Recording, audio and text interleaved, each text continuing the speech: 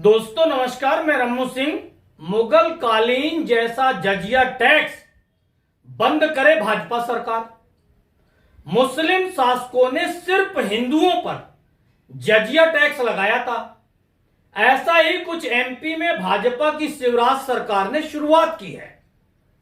मोहन यादव सरकार को इसे तत्काल बंद कर देना चाहिए। अब कुछ लोग कहेंगे कि साउथ में हर मंदिरों पर पैसा लिया जाता है, तो उनको एक जवाब पहले से ही मैं देना चाहता हूं कि साउथ में बीजेपी की सरकार नहीं है। बीजेपी की सरकार हिंदुत्व और हिंदू राष्ट्र की बात करती है। इसलिए भाजपा सरकार जहां ऐसा कर ले रही है, मैं उसकी बात करने जा रहा हूं। सबसे पहले जजिया टैक्स के बारे में समझते हैं। गूगल पर आप सिर्फ जजिया शब्द लिखेंगे तो विकिपीडिया में जजिया के नीचे एक और शब्द लिखा आता है, काफिरों से लिया जाने वाला कर यानी टैक्स। अब सवाल उठता है, काफिर कौन? मुगल शासकों ने जब भारत पर राज किया, शासन किया, तब उन्होंने हिंदुओं को काफिर कहा था। भारत में जजिया टैक्स लगाए जाने के बारे में विकिपीडिया में ही लिखा है कि मोहम्मद बिन कासिम ने सबसे पहले जजिया कर लगाया था।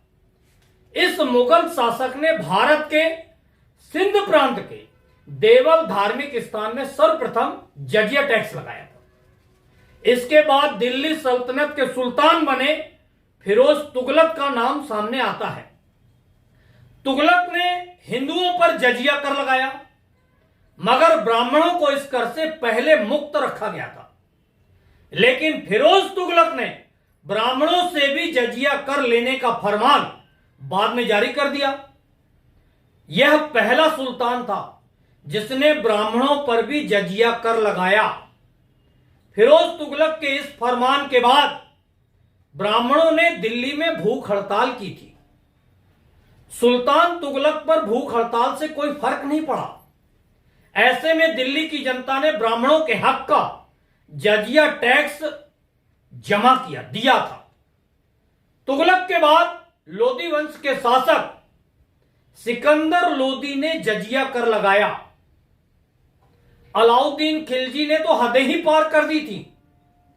जजिया कर न दे पाने वालों को गुलाम बनाने का हुक्म जारी कर दिया था।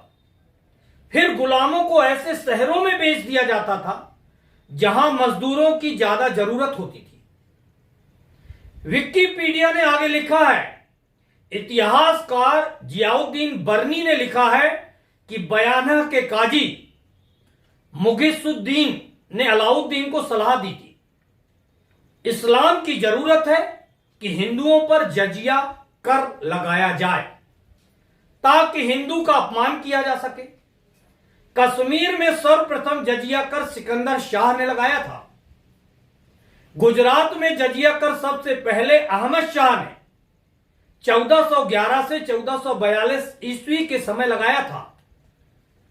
अहमद शाह ने जजिया कर इतनी कड़ाई से लेना शुरू किया कि कई लोग यह जजिया टैक्स ना दे पाने के कारण मुस्लिम बन गए।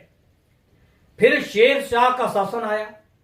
शेर शाह ने जजिया कर का नाम बदलकर नगर कर के नाम से यह टैक्स लिया। अकबर ऐसा पहला शासक था जिसने जजिया कर समाप्त कर दिया था भारत में।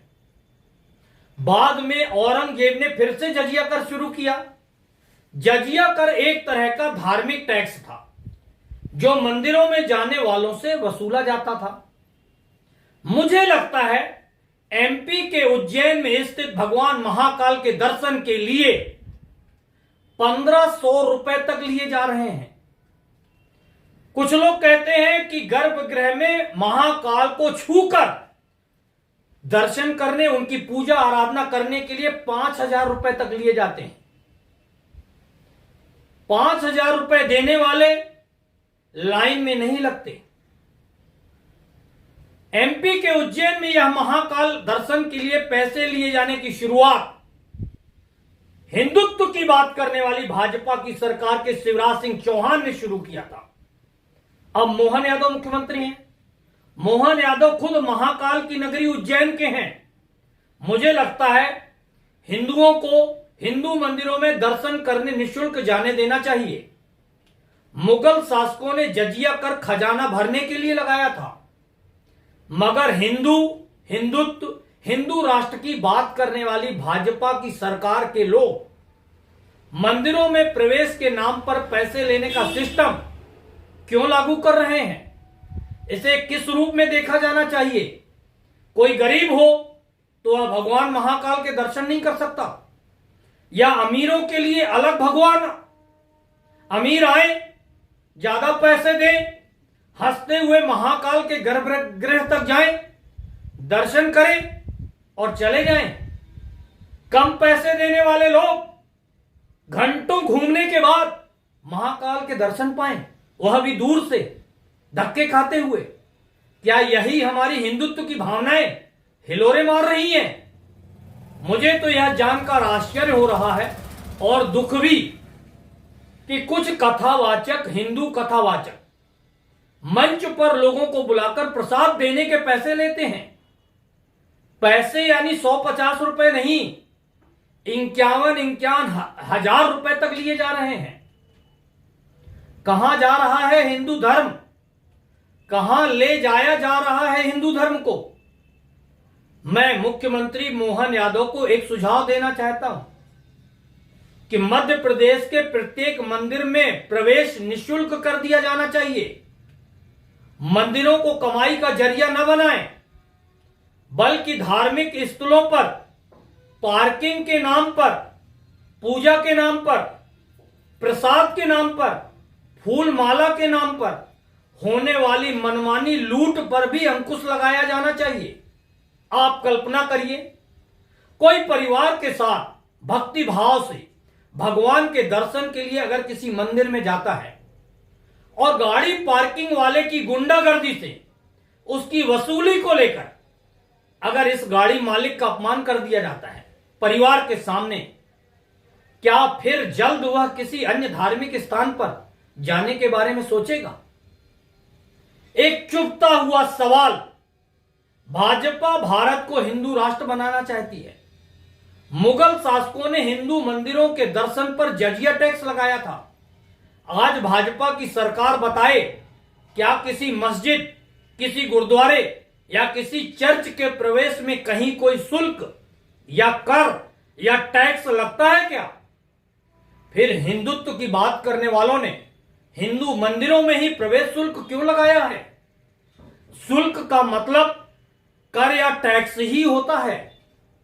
इस विषय पर संघ प्रमुख मोहन भागवत सोचें, विश्व हिंदू परिषद, बजरंग दल के लोग भी सोचें, हिंदू धर्म के साधु संत सोचें, हम किस दिशा की ओर हिंदू धर्म को ले जा रहे हैं। सोचना तो सभी को पड़ेगा।